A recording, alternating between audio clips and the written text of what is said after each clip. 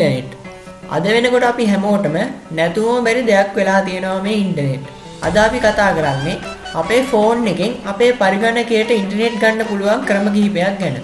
ඒ වගේම මේ ක්‍රම වලින් අපේ ෆෝන් එකට මොන වගේ බලපෑමක් ඇති කරනවද කියන එකත්, මේ ක්‍රම වලින් ලැබෙන විවිධ ස්පීඩ් පිළිබඳවත්, ඒ කියන්නේ මේ එක එක ක්‍රමෙන් අපේ පරිගණකයට ලැබෙන ස්පීඩ් එක, ඉන්ටර්නෙට් ස්පීඩ් එක වෙනස් වෙනවා. මෙන්න මේ ස්පීඩ් එක ගැනත්, ඒ වගේම අපිට වඩාත්ම සුදුසුම ක්‍රමය මොකක්ද කියලාත් අද අපි මේ වීඩියෝ එකෙන් කතා කරනවා. දැන් අපි ඉක්මනට යමු අපේ වීඩියෝ එකට. මේ වීඩියෝ එකේදී ප්‍රධාන වශයෙන් අපි ක්‍රම තුනක් ගැන කතා කරනවා. අපි මුලින්ම බලමු USB Tethering කියන ඔප්ෂන් එක ගැන. දැන් ඔයාලට මගේ Chrome browser එක සහ මගේ ෆෝන් එක මේ විදිහට බලා ගන්න පුළුවන්. මම Chrome browser එකෙන් ඔයාලට මේ විදිහට wallpaper කියලා search කරලා පෙන්නන්නම්.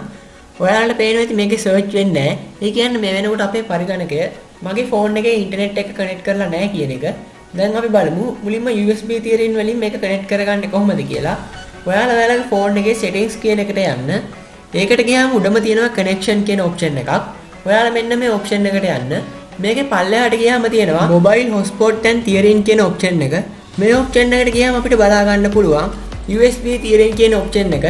ඔයාලට පේනවා ඉතින් මේක අවපෑ වගේ වෙලා තියෙනවා. ඒ කියන්නේ මේ ස්විච් එක අපිට on කරගන්න බෑ. එහෙම බැරි වෙන්නේ මම මේක, ඒ කියන්නේ මගේ ෆෝන් එක මගේ පරිගණකයත් එක්ක USB කේබල් එකකින් කනෙක්ට් කරගෙන නැති හින්දා දැන් මම මේ විදිහට මගේ ෆෝන් එක මගේ පරිගණකයත් එක්ක USB කේබල් එකකින් කනෙක්ට් කරගන්නවා. දැන් ඔයාලා දකින්න ඇති මේ USB Tethering කියන ඔප්ෂන් එක සුදු පාට වුණා. ඒ කියන්නේ අපිට මේකේ ස්විච් එක on කරගන්න පුළුවන්. දැන් ඔයාලා මෙන්න මෙතන ඉස්සරහා තියෙන මේ ටික් එක on කරගන්න. මේ ටික් එක on කරපු ගමන් අපේ පරිගණකයට ෆෝන් එකේ ඉන්ටර්නෙට් කනෙක්ට් වෙලා මගේ වෙබ් බ්‍රවුසර් එක ඔටෝ රීලෝඩ් වෙන ඔයාලට බලා ගන්න පුළුවන් වුණා. දැන් ඔයාලට තේරෙනවා ඇති මේක අපේ ෆෝන් එකේ තියෙන ඉන්ටර්නෙට්, එහෙම නැත්නම් අපේ ෆෝන් එකේ තියෙන data අපේ පරිගණකයට ගන්න පුළුවන් පළවෙනි සාර්ථකම ක්‍රමය. දැන් මම මේ ටික් එක ඕෆ් කරගෙන ආයෙත් මේක රීලෝඩ් කරලා පෙන්නන්නම්. දැන් ඔයාලට පේනවා ඇති මේක ආයෙත් සර්ච් වෙන්නේ නැහැ. ඒ කියන්නේ අපේ ෆෝන් එකේ මේ ටික් එක ඕෆ් කරපු ගමන් අපේ පරිගණකයේත් ඉන්ටර්නෙට් ඩිස්කනෙක්ට් වෙනවා. ඊළඟට අපි යන් අපේ දෙවෙනි ක්‍රමයට. අපේ දෙවෙනි ක්‍රමය තමයි Bluetooth Tethering කියන්නේ. මේකට අපි මුලින්ම අපේ ෆෝන් එක අපේ පරිගණකයට පෙයා කරගෙන ඉන්න ඕනේ. අපි මුලින්ම මේක පෙයා කරන හැටි බලලා ඊට පස්සේ බලමු ඉන්ටර්නෙට් දෙන්නේ කොහොමද කියලා. මුලින්ම ඔයාලගේ පරිගණකේ settings වලට යන්න. මේකට ගියාම Bluetooth and device කියලා option එකක් තියෙනවා. ඒකට යන්න.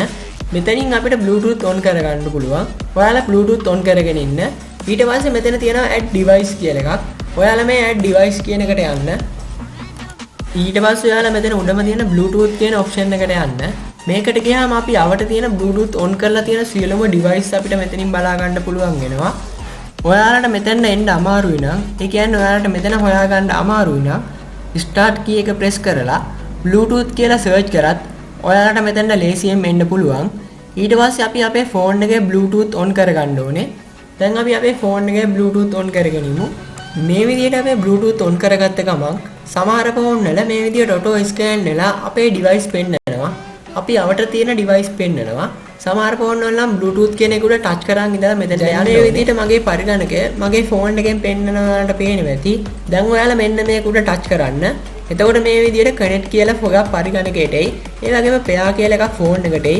ඔයාලා මේ දෙක උඩ click කරන්න. දැන් අපි සාර්ථකව අපේ පරිගණකයට අපේ ෆෝන් එක pair කරගෙන තියෙන්නේ. ඊළඟට අපි බලමු Bluetooth Tethering කරන්නේ කොහොමද කියලා. මුලින්ම ඔයාලගේ control panel එක open කරගන්න. ඔයාලගේ control panel එක මේ විදිහට නැත්නම් මෙන්න මෙතෙන්ට ගිහිල්ලා මේ විදිහට මේක හදා ගන්න පුළුවන්. දැන් ඔයාලා මෙතන මේ hardware and sound කියන එක යටතේ තියෙන View device and printers කියන option එකට යන්න.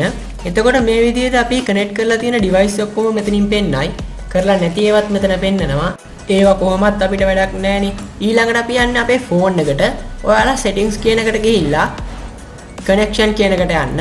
එතකොට කලින් වගේම hotspot and tethering කියන option එක යටට වෙන්න තියෙනවා. මේ option එකට ගියාම අපිට උඩ ඉඳන් දෙවෙනියට බලා ගන්න පුළුවන් Bluetooth Tethering කියන option එක. ඔයාලා මෙන්න මේ ටික් එක on කරගන්න. ඔයාලට මේ option හොයාගන්න අමාරු නම් අනිවාර්යයෙන් settings වල search කරලා මේ option ටික හොයාගන්න.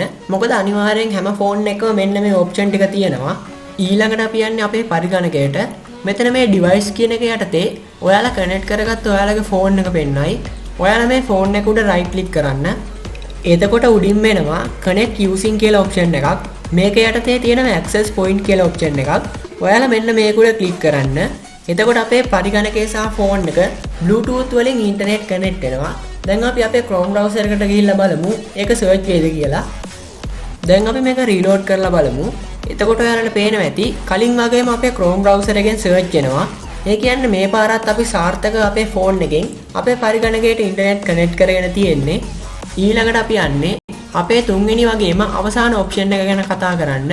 මේක තමයි හැමෝම වගේ කතා කරන mobile hotspot කියන්නේ. දැන් ඔයාලා මෙතන මේ උඩම තියෙන mobile hotspot කියන ටික් එක on කරගන්න. මේ ටික් එක on කරගෙන mobile hotspot කියන එක උඩ touch කරාම අපි එන්නේ මෙන්න මේ වගේ තැනකට. මෙතනින් අපේ hotspot password වගේ දේවල් බලා ගන්න පුළුවන්. ඔයාලට කැමති password එකක් මෙතන දාගන්නත් පුළුවන්. මේ mobile hotspot on off කරගන්න හැම ෆෝන් එකකම වගේ තවත් option එකක් දීලා තියෙනවා. ඒ තමයි අපේ notification panel එකේ icon එකක් මාර්ගයෙන් මේක දක්වලා තියෙනවා. මේක උඩ එකපාරක් touch කරලා මේක on off කරගන්නත් touch කරගෙන හිටියාම අපි අර කලින් ගිය තැනටත් මේ විදිහට යන්න පුළුවන්. ඊළඟට අපි යන්නේ අපේ පරිගණකයට. ඔයාලගේ පරිගණකයට ගිහිල්ලා Wi-Fi on කරගන්න. මොකද දැන් අපේ ෆෝන් එක අපි తాවකාලික Wi-Fi router එකක් කරලා තියෙන්නේ. දැන් ඔයාලගේ ෆෝන් එක ඔයාලට මෙතනින් බලා ගන්න පුළුවන් වෙයි. ඔයාලගේ ෆෝන් එකේ password ගහලා මේක connect කරගන්න. password කියලා කිව්වේ මගේ නම් දැන් මෙතන 0.8ක් තියෙන්නේ. ඔයාලගේත් මෙතන ඔයාලගේ hotspot password එක ඇති. අන්න ඒ password එක හරියටම මෙතනින් ගහලා මේ විදිහට ඔයාලගේ ෆෝන් එකත් connect කරගන්න. මේකෙදිත් අපේ ෆෝන් එකේ ඉන්ටර්නෙට් අපේ පරිගණකයට කනෙක්ට් වුණ ගමන් අපේ වෙබ් බ්‍රවුසර් එක රීලෝඩ් වෙන වලට බලා ගන්න පුළුවන්. ඒ කියන්නේ මේ ක්‍රමයේදීත් අපිට සාර්ථකව අපේ ෆෝන් එකේ data අපේ පරිගණකයෙන් පාවිච්චි කරන්න පුළුවන් කියන එක. ඊළඟට අපි බලමු මේ option තුනෙන් වැඩිම ඉන්ටර්නෙට් ස්පීඩ් එකක් අපේ පරිගණකයට ගන්න පුළුවන් මොන option එකේදීද? ඒ වගේම මේ option තුන අපේ ෆෝන් එකට බලපාන්නේ මොන වගේ ආකාරයකටද කියලා. මුලින්ම අපි බලමු හැමෝම වගේ භාවිතා කරන mobile hotspot මගින් කොච්චර ඉන්ටර්නෙට් ස්පීඩ් එකක් අපිට ලැබෙනවද කියලා.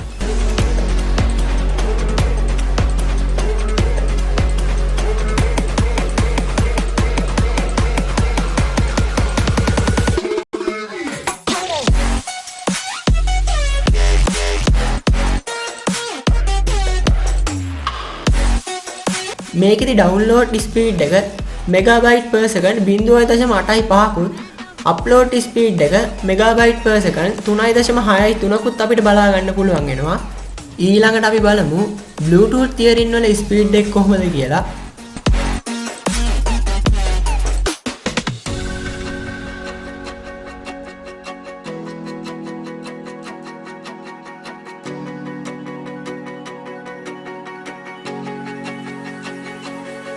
Bluetooth Tethering වල download speed එක megabyte per second 0.96කුත් upload speed එක megabyte per second 1.49කුත් අපිට බලා ගන්න පුළුවන් වෙනවා.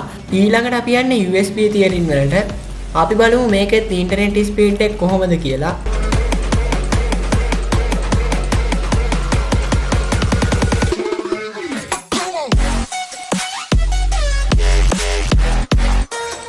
මේකෙදී අපිට download speed එක megabyte per second 1.42කුත් upload speed එක 5.27කුත් බලා ගන්න පුළුවන් වෙනවා. අනිත් ක්‍රම දෙකටම වඩා මේක සෑහෙන්න speed එක වැඩි කියලා ඔයාලට දැන් තේරෙනවා ඇති. ඒ වගේම ඔයාලගේ ෆෝන් එක භාවිතා කරලා ඔයාලගේ පරිගණකයෙන් විනාඩි 30කට 45කට වඩා වැඩි කාලයක් ඉන්ටර්නෙට් යනවා නම් ඔයාලා කිසිම වෙලාවක mobile hotspot සහ USB Tethering කියන option එක භාවිතා කරන්න එපා. මොකද මේ ක්‍රම දෙකෙන්ම අපේ ෆෝන් එක ටිකක් වැඩිපුර රත් වෙනවා. ඒ වුණත් මේක ඔයාලගේ ෆෝන් වල performance වලටත් ඒ වගේම ඔයාලගේ ෆෝන් එකේ බැටරියටත් ටිකක් ලොකු හානියක් කරන්න පුළුවන්.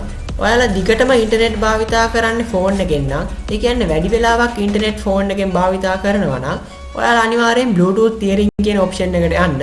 මේක තමයි අඩුම හානියකින් අපේ ෆෝන් එකෙන් ඉන්ටර්නෙට් ගන්න පුළුවන් එකම ක්‍රමය. අද කතා කරපු ක්‍රම තුනෙන්ම අපිට සාර්ථකව අපේ ෆෝන් එකේ data අපේ පරිගණකයෙන් භාවිතා කරන්න පුළුවන්. ඒත් මේ ඉන්ටර්නෙට් ස්පීඩ් එක කාලය ෆෝන් එකට බලපාන ආකාරය වගේ දේවල් හින්දා මේක භාවිතා කරන්න ඕන ආකාර වෙනස් වෙනවා. මේ ගැන හොඳ අවබෝධයක් ඔයාලට අද වීඩියෝ එකෙන් ලැබෙන්න ඇති කියලා මම හිතනවා.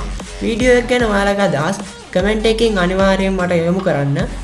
ඒ වගේම තාමත් ඔයාලා අපේ channel එක subscribe කරලා නැත්නම් මේ වගේ වටිනම අලුත්ම වීඩියෝ බලන්න ඔයාලා අපේ channel එක subscribe කරලා තියාගන්න. ඒ වගේම අපි වීඩියෝ එකක් දාපු ගමන් ඔයාලා ළඟටම ගෙන්න ගන්න. ඊට එහා තියෙන bell icon එකත් all දාලා තියාගන්න. ඒ වගේම channel එකේ about එකට ඔයාලට ගිහිල්ලා පුළුවන් අපේ Facebook සහ Instagram page follow කරන්නත්, Telegram සහ WhatsApp group සමග සම්බන්ධ වෙන්නත්, Telegram සහ WhatsApp ඔස්සේ මා සමග direct සම්බන්ධ වෙන්නත් ඔයාලට පුළුවන්. තවත් අලුත්ම වටිනම වීඩියෝ එකකින් අපි එනකම් මෙන්න මේ වීඩියෝ ටිකත් ඔයාලා බලලා නැත්නම් මේ වීඩියෝ ටිකත් ඔයාලා බලන්න.